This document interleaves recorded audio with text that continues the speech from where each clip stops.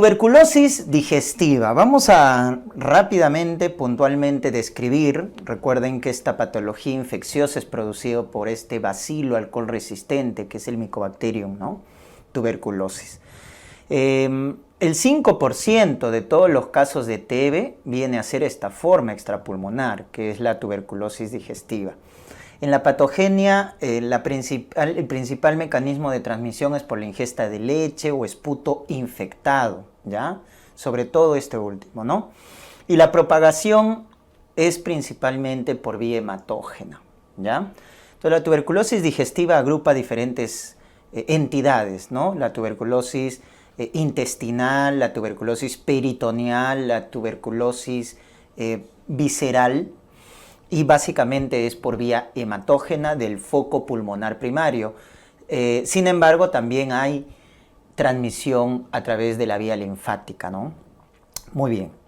En cuanto a los factores de riesgo, siempre en caso de un paciente que vamos a descartar tuberculosis en nuestro medio, que es bastante frecuente, ¿no? Pacientes con comorbilidades crónicas, inmunosupresoras, como por ejemplo una cirrosis, la infección con VIH, ¿no? Siempre que tenemos un paciente con TB hay que descartar VIH, paciente con diabetes que sabemos que tiene un estado de inmunosupresión, paciente con cáncer, paciente desnutrido, paciente que está recibiendo terapia biológica. Siempre que un paciente va a recibir terapia biológica debe descartarse tuberculosis, ¿no? Sobre todo los inhibidores del factor de necrosis tumoral alfa como infliximab, adalimumab, y la terapia lógicamente con corticoides, o la diálisis peritoneal ambulatoria.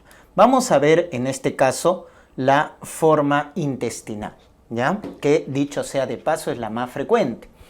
Ya que hay dos formas, la forma ulcerosa que afecta sobre todo el intestino delgado, y eso se ve en los pacientes que tienen desnutrición, pacientes malnutridos, y tenemos la forma úlcera hipertrófica que sobre todo afecta el intestino grueso.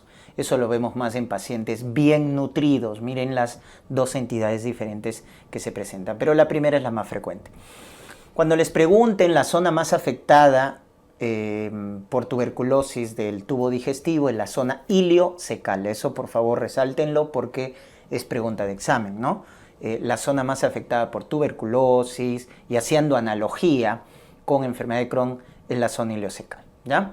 Los síntomas propios de TB como fiebre, fatiga, diaforesis vespertina, se presenta también, ¿no?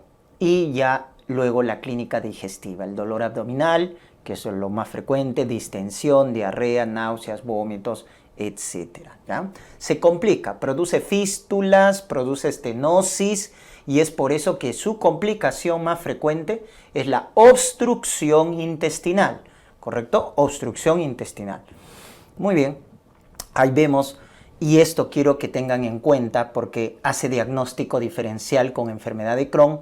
La típica afectación en tuberculosis es la presencia de úlceras transversales. En cambio, en Crohn es úlceras longitudinales. Hay una mucosa hipertrófica, hay destrucción de la válvula ileocecal. En cambio, en enfermedad de Crohn se conserva, se respeta la válvula ileocecal. Miren la diferencia, ¿ya? En tuberculosis se forman granulomas grandes, submucosos, confluentes. En cambio, en enfermedad de Crohn hay granulomas mucosos, no confluyentes. Son diferentes. Y recuerden que los típicos granulomas de tuberculosis tienen necrosis caseosa.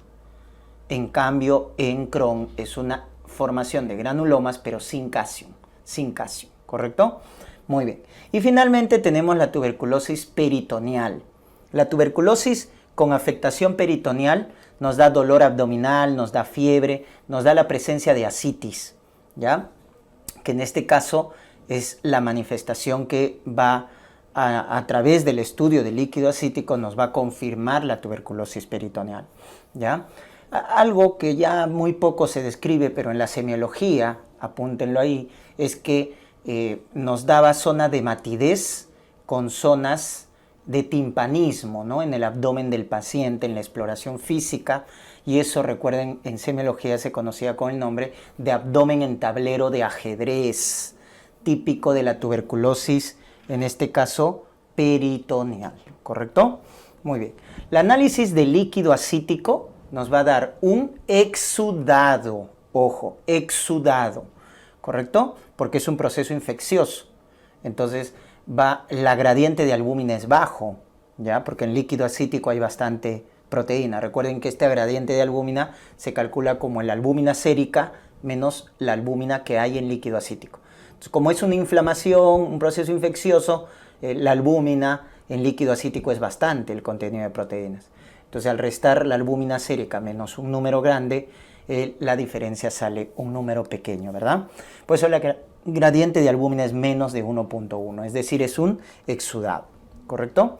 Hay bastantes proteínas y típica alteración, igual en el estudio de líquido cefalorraquídeo, etcétera. Cuando vemos afectación de tuberculosis, recuerden, ese líquido es rico en linfocitos, Y la enzima característica ADA está aumentada, más de 39, más de 40.